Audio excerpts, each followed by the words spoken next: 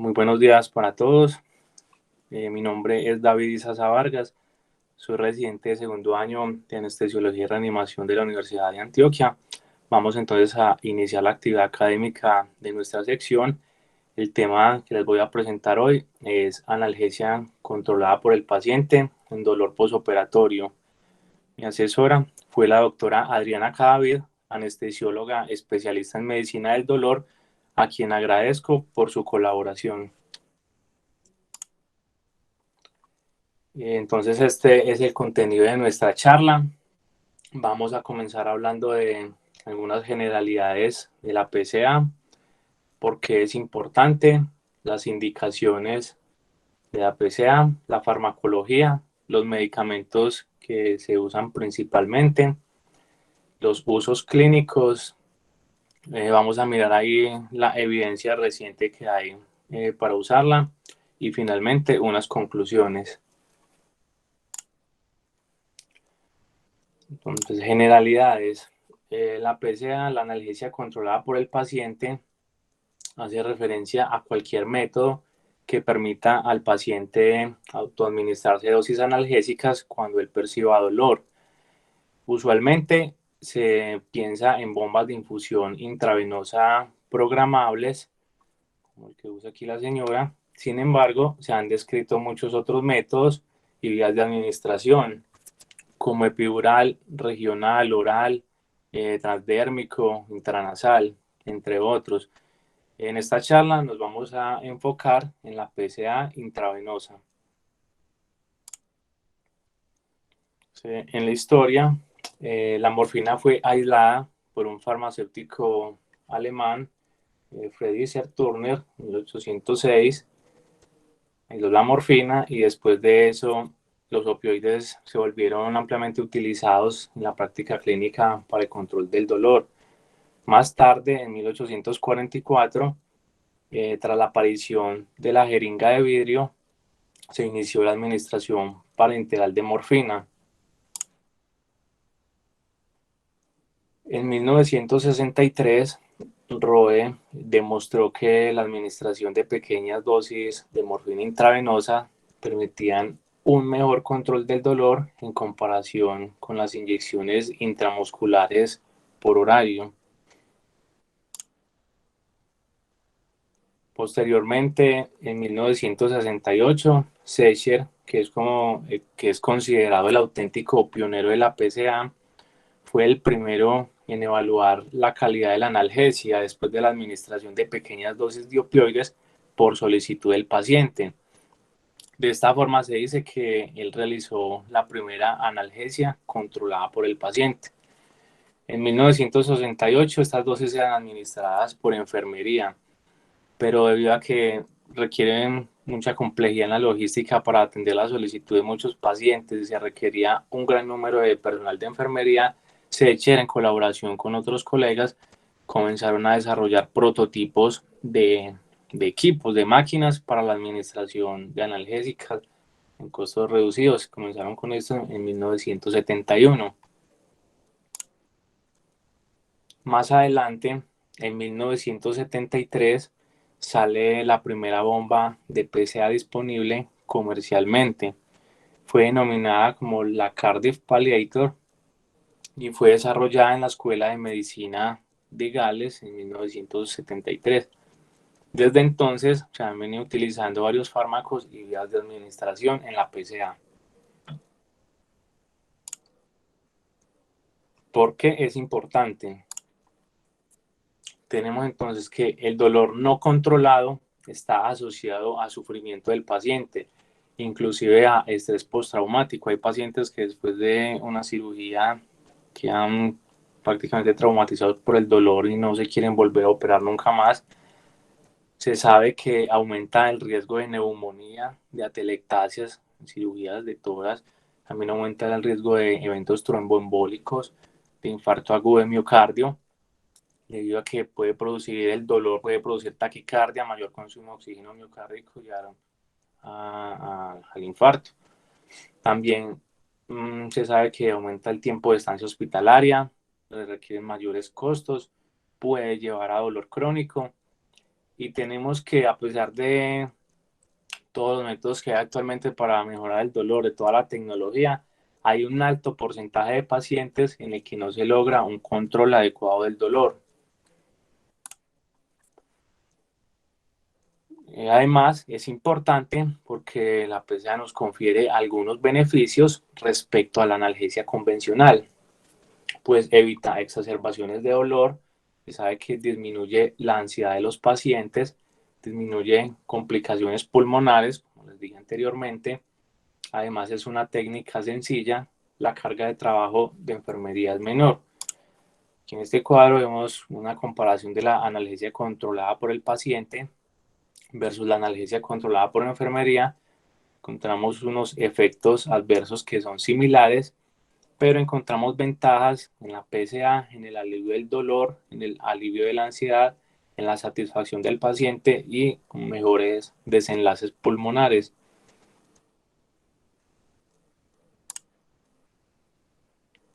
Aquí les muestro dos ensayos clínicos que encontré, son en el servicio del ámbito de urgencias, en el que ellos querían comparar la morfina administrada por PSA intravenosa versus una morfina intravenosa pero administrada convencionalmente por enfermería.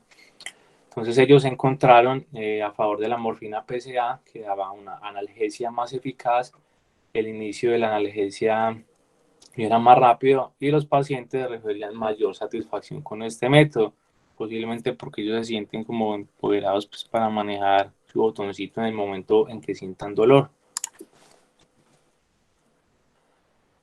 ¿Qué pacientes son candidatos a PSA?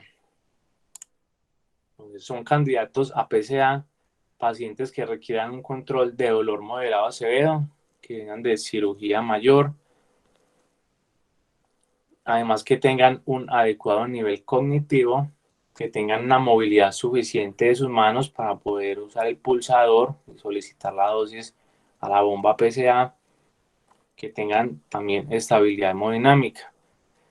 Esta técnica es adecuada a usar en pacientes que no son candidatos a técnicas regionales, ya porque tenga contraindicaciones o porque no son abordables para el tipo de cirugía que requiere el paciente.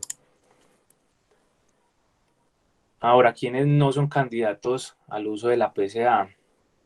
Obviamente pacientes que rechacen la técnica o que no entiendan, que no puedan comprender el concepto de la PSA, que presenten efectos adversos severos a los opioides o alergias, que tengan retraso mental, alteración de la conciencia o niños muy pequeños, realmente menores de 5 años. Vamos a hablar ahora de los principios farmacológicos. Para comprender la efectividad de la PSA, debemos primero comprender el concepto de la concentración analgésica mínima efectiva. Esta se refiere a la concentración más pequeña a la que se alivia el dolor. Tenemos que esa concentración no es igual para todas las personas, varía para cada quien y entonces no podemos determinar los niveles plasmáticos de opioides y que haya un nivel pues como establecido para que nadie sienta dolor. Entonces en esta figura vemos el eje X la concentración de opioides, el eje Y es el dolor clasificado de severo a moderado. Tenemos entonces que en los círculos representan mediciones secuenciales de la concentración de opioides y los correspondientes valores que van teniendo. Aquí vemos que con pocos bolos de opioides pasamos de un paciente que tenía un dolor severo a un dolor moderado y posteriormente queda ya sin dolor, un dolor controlado. Y que luego de que estamos aquí en este punto, a pesar de que hagamos aumentos adicionales de concentración de opioides, no se va a producir ningún efecto adicional. Es entonces que la analgesia mínima se logra con una titulación de opioide hasta lograr el MIAC, que aparece y que marca la diferencia entre un dolor intenso y una buena analgesia. En estas dos gráficas, para mostrar básicamente las concentraciones en el sitio de efecto, la dosificación de opioides que se usa tradicionalmente versus la PSA. En la tradicional vemos que hay grandes cambios entre la analgesia inadecuada y con dolor, se pasa por el rango de confort donde el paciente está bien, pero hacemos un pico y el paciente puede presentar sobresedación. Se forman picos cuando el paciente de nuevo se le acaba la analgesia, mientras responde, le dice a la enfermera, pide su medicamento, vuelven y lo aplican, pasa un tiempo con dolor y vuelve y se hace otro pico. Mientras que en la PSA permite a los pacientes irse autotitulando dosis de opioides y se suelen mantener en un sitio de confort de analgesia sin hacer estos picos que llevan a tener tiempos de dolor y de sobresedación. Durante el sueño, si lo despierta el dolor, él vuelve e inicia rápidamente a solicitar dosis y rápidamente vuelve a la zona de confort.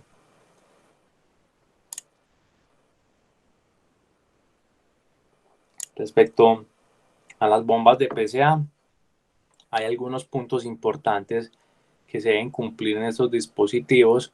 Es preferible que sean de una tecnología actual, que sean fáciles de programar, fáciles de usar, que el paciente, que sea portable, que el paciente pueda deambular, que no le impida caminar. El hecho de tener la bomba de PCA, además que se pueda leer los reportes de consumo fácilmente, y muy importante también que tenga alarmas en caso de fallos o de errores. En los modos de administración, así es la pantalla de la bomba de PCA que usamos en nuestro servicio. Es un dispositivo que es multiplataforma, puede operar en varios modos de administración diferentes. Cada modo tiene diferentes opciones. Modos que admiten PCA, pues aquí el que está en color gris, modo pues que administra los bolos cada que el paciente lo solicita con el botón. Y en este modo epidural hay una opción en el amarillo que también permite configurar el modo epidural con PCA para que el paciente solicite también la analgesia por el botón. Respecto a los parámetros, cuando vamos a configurar la bomba de PCA, entonces es importante mirar la velocidad continua a la que lo vamos a programar, que es la velocidad de infusión basal en mililitros hora. El BAI se refiere al volumen total a infundir en mililitros. El bolo a demanda es la cantidad de volumen a infundir en cada solicitud. El intervalo de bloqueo se refiere al tiempo mínimo que hay entre el final de un bolo y el tiempo, o sea, el tiempo que debe pasar para que el paciente pueda solicitar otro bolo efectivamente. El límite de dosis, si los bolos los vamos a limitar por número o por volumen, los bolos en 1 hora o en 4 horas para poner la cantidad máxima de bolos a administrar en ese tiempo. Y hay una opción inicial que es la dosis de carga, si vamos a iniciar con una carga antes de la infusión de bolos. En los medicamentos, aquí les muestro los principales opioides usados en la analgesia de PCA intravenosa. Tenemos que todos a dosis equipotentes son efectivos, todos tienen similares efectos adversos. Cuanto a la dosis bolos, no debe ser demasiado pequeña para que no se controle el dolor, ni demasiado grande para que se alcancen niveles tóxicos. Y el intervalo de bloqueo está diseñado para prevenir una sobredosis y debe durar el tiempo suficiente para que el paciente experimente el efecto máximo de la dosis antes de que se le pueda permitir otra. Vamos a comenzar hablando de la morfina, que es tal vez el opioide más estudiado de todos en la PCA. Es efectiva hasta las 72 horas, ya que posteriormente se acumulan metabolitos, lo que aumenta los efectos adversos. Tiene importante metabolito activo, que es la morfina 6-glucurónido, tiene acciones analgésicas, pero entonces presenta riesgo de efectos adversos.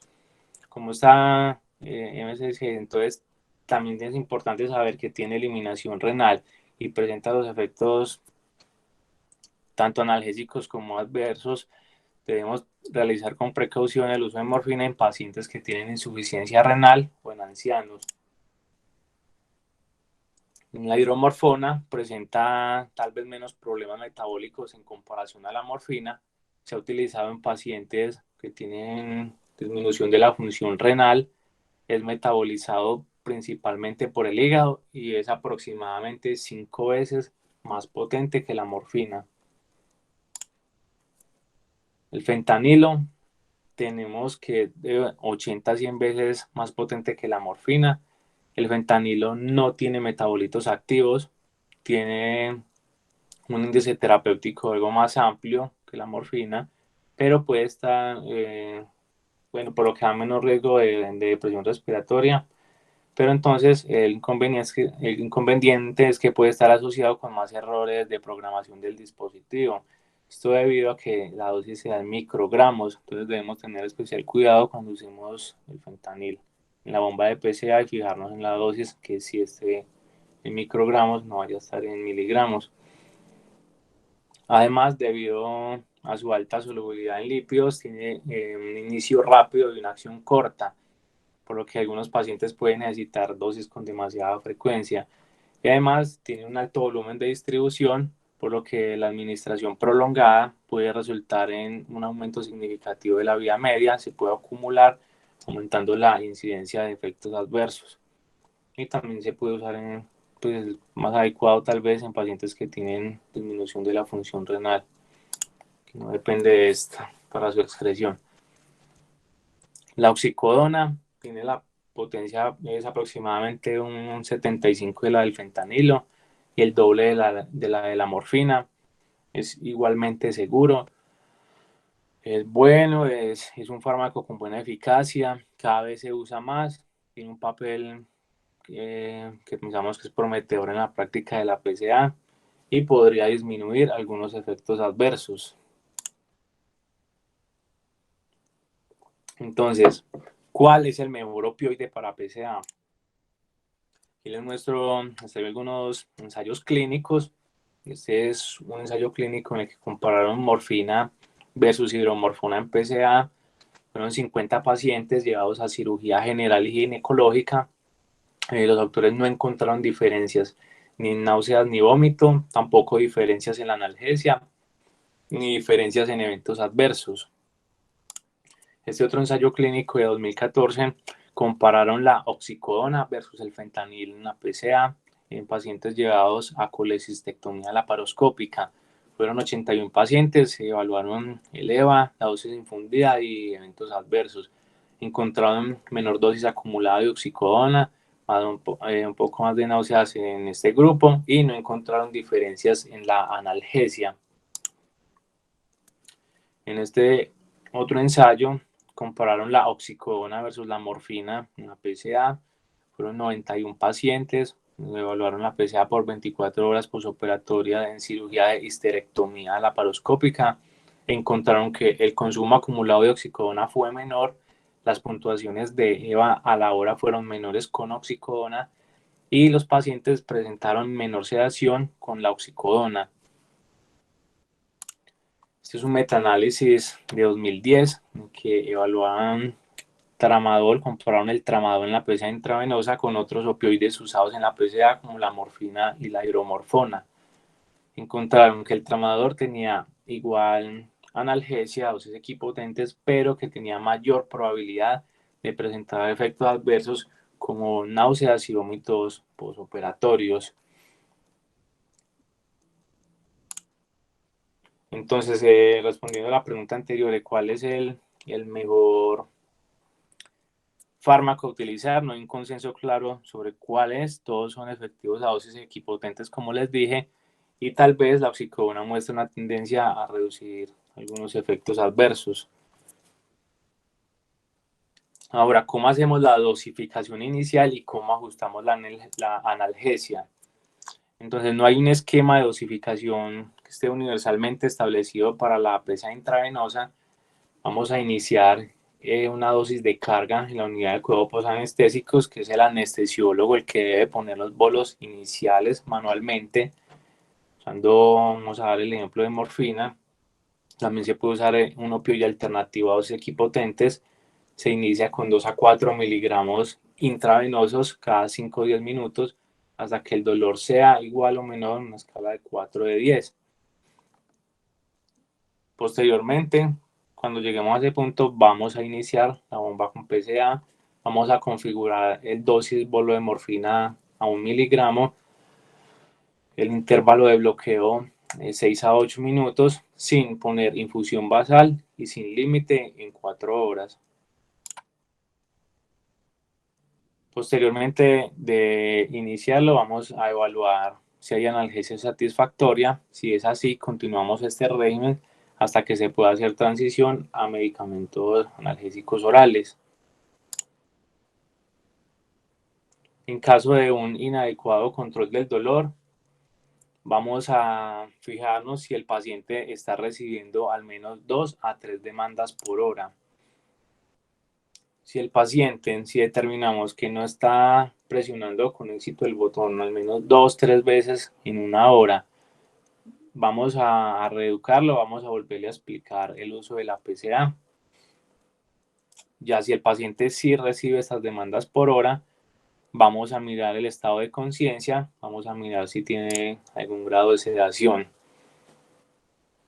Si tiene algún grado de sedación, el autor nos recomienda agregar adyuvantes a la analgesia, como AINES, por ejemplo. Pero esto a pesar de que en la actualidad este algoritmo del autor Gras sigue siendo vigente, debemos recordar que la analgesia multimodal se debe usar desde el principio. Y ya una vez que el médico haya confirmado que el paciente no tiene sedación, que está recibiendo al menos 2 o 3 dosis por hora, vamos a administrar una dosis en bolo, nuevamente de 2 a 4 miligramos de morfina, y vamos a aumentar la dosis a demanda, en este caso de 1.5 o 2 miligramos, o una dosis equipotente del opioide que hayamos elegido. Posteriormente, permitiendo un periodo de al menos 4 horas, ya nos recomiendan hablar de nuevo si hay control del dolor. Si hay control, entonces vamos a continuar igual. O si hay un mal control, el autor nos recomienda pasar un nuevo bolo y agregar una infusión basal a 1 miligramos hora. Pero tenemos que actualmente no se recomienda agregar esta infusión, y aquí hay estudios que han demostrado que esto aumenta la incidencia de depresión respiratoria, no mejora el alivio del dolor ni el sueño, y en cambio pues tampoco reduce las demandas de la PCA.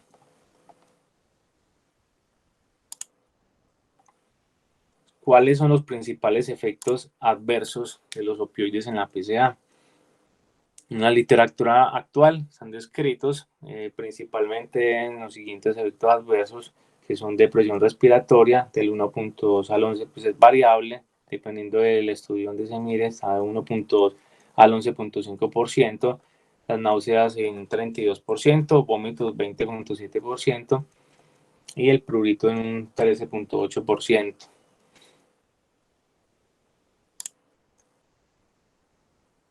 Ahora es mejor la PCA que la analgesia intravenosa convencional. Aquí les traigo una revisión, una versión actualizada de la revisión de Cochrane originalmente publicada en 2006. El objetivo fue evaluar la eficacia y la seguridad de la analgesia por opioide por PCA versus la analgesia opioide convencional para el alivio del dolor posoperatorio. El resultado primario fue evaluar la intensidad del dolor, una EVA de 0 a 100. Ya resultados secundarios, el consumo de opioides, la satisfacción del paciente, la estancia hospitalaria y algunos efectos adversos. Incluyeron 49 ensayos clínicos, 1.725 participantes recibieron PCA y 1.687 hacían parte del grupo control con analgesia convencional. Aquí se realizó un metaanálisis de los resultados, incluyeron la intensidad del dolor en las primeras 24 horas.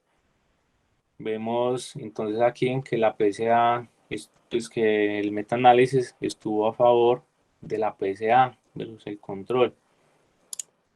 Las puntuaciones de dolor de 0 a 24 horas fueron aproximadamente 9 puntos más bajas, con el intervalo de confianza entre -3 y -4 a favor de la PCA. Aquí está lo que le mostré, EVA de 0 a 24 horas, a favor de la PCA, disminuyó 9 puntos. También hicieron el metanálisis de 0 a 48 horas. El EVA también fue a favor de la PSA, una disminución de 10 puntos. Y en los resultados secundarios encontraron entonces que la satisfacción fue mayor con la PSA, con un 81% versus 61%. El consumo de opioide fue más alto en la PSA, más o menos 7 miligramos, equivalentes de morfina. El prurito fue también mayor en la PSA, pero no hubo diferencia en otros efectos adversos ni tampoco hubo diferencias en la estancia hospitalaria. Ahora, ¿hay beneficio al combinar otros fármacos? Les muestro entonces esta revisión sistemática y metaanálisis de 2016. Se diseñó para verificar si en los pacientes en postoperatorio al agregar ketamina a un opioide en un dispositivo de PSA intravenoso se disminuía la intensidad del dolor postoperatorio, el consumo acumulado de morfina o si disminuían los efectos adversos. Y también miraron el riesgo de alucinaciones. Incluyeron 19 ensayos clínicos, 1.349 pacientes adultos y 104 niños. Entonces compararon la PSA de ketamina más opioide versus la PSA solamente con opioides. ¿Qué encontraron? Entonces informaron la intensidad de dolor en reposo a las 24 horas. Aquí vemos que el metaanálisis estuvo a favor del grupo experimental, que es el correspondiente al grupo de opioide más ketamina. Tuvieron una intensidad de dolor en reposo en las primeras 24 horas que disminuyó un 32%, lo que equivalía a un promedio de un EVA de menos 1.1 centímetros en una escala de 0 a 10 centímetros. También encontraron que disminuía el consumo de morfina significativamente, disminuyó en un 28%, disminuyeron también las náuseas y el vómito posoperatorio en un 44%, encontraron también levemente mayor incidencia de alucinaciones en el grupo de ketamina, pero esto no fue estadísticamente significativo y no hubo diferencias en eventos adversos respiratorios. Se han estudiado también otros medicamentos para agregar a la PSA. En la actualidad no hay evidencia disponible que muestre beneficio el uso ni de naloxona, ni de ketorolaco, ni lidocaína, magnesio, ni midazolam. Ahora en la PSA versus la epidural. Sabemos pues que desde aproximadamente el año 2003 se ha informado que la epidural es superior a la PSA, reduce más eficientemente el dolor dinámico. Sin embargo, se han hecho revisiones más actuales. Esta revisión de Cochrane del 2018, ellos actualizaron y ampliaron una revisión previa que ha sido publicada en 2008, sobre la PSA intravenosa versus la epidural continua para el dolor después de una cirugía intraabdominal. Y también agregaron un nuevo comparador en esta revisión que fue la PSA epidural. Entonces incluyeron 32 estudios con 1.716 pacientes. De estos, en el grupo de epidural habían 869 pacientes y en el grupo de PSA eran 847 pacientes. En el de epidural, 418 correspondían al uso de epidural continua y 451 al uso de PSA epidural. Entonces fue en cirugías de histerectomía, prostatectomía, cesárea, cirugía colorectal y gastrointestinal superior. Los resultados primarios fueron la puntuación de dolor en reposo y en movimiento mediante un EVA de 0 a 100, la mortalidad por todas las causas a los 30 días, y en los resultados secundarios buscaron depresión respiratoria, falla de la técnica, prurito, hipotensión y otros efectos adversos. Aquí vemos la gráfica en este forest plot, el dolor en reposo en las primeras 7 a 24 horas, y vemos que los participantes en los grupos de epidural tuvieron puntuaciones de dolor más bajas que en el grupo de PSA. Aquí está, disminuyó el EVA un promedio de 9 puntos en total.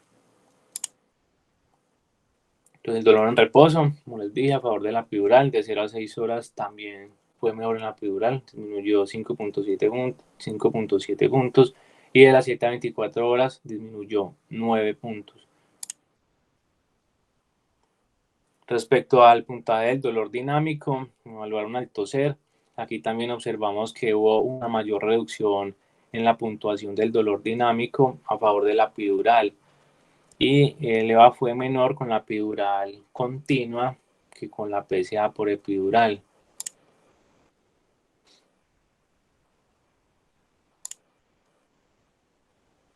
En los resultados secundarios no encontraron diferencias en la mortalidad. Hubo mayor incidencia de hipotensión y de prurito en los grupos de epidural. Hubo mayor tasa de falla al poner la epidural respecto a la PSA. Y no hubo diferencias en trombosis venosas, ni en náuseas, ni en vómito. Este otro ensayo clínico que les traigo de 2019, compararon la PSA intravenosa con fentanilo más ketamina versus la analgesia epidural controlada por el paciente. Esto fue para el tratamiento del dolor postoperatorio después de una cirugía torácica asistida por video. Pues eran 70 pacientes, una PSA de fentanil y ketamina versus la epidural, y ellos no encontraron diferencias en dolor dinámico ni estático en las primeras 48 horas posoperatorias. Fue significativamente pues, estadístico el resultado. Y no hubo diferencias en efectos adversos. Ya para terminar, les traigo entonces algunas conclusiones. Tenemos que la PSA debe hacer parte de un plan de analgesia multimodal. Es eficaz para el control del dolor agudo posoperatorio. La PSA ha mostrado superioridad comparadas con regímenes por horario. Mejora además la satisfacción del paciente con incidencias similares de los efectos adversos, y pues no hay un consenso sobre cuál es el mejor fármaco el que debemos utilizar en la PSA, pero tal vez la oxicodona muestra una tendencia a reducir esos efectos adversos. Y la adición de ketamina mejora la PSA y es superior en cirugía mayor. Muchas gracias. Esto era lo que les tenía para hoy. Espero que haya sido de su agrado.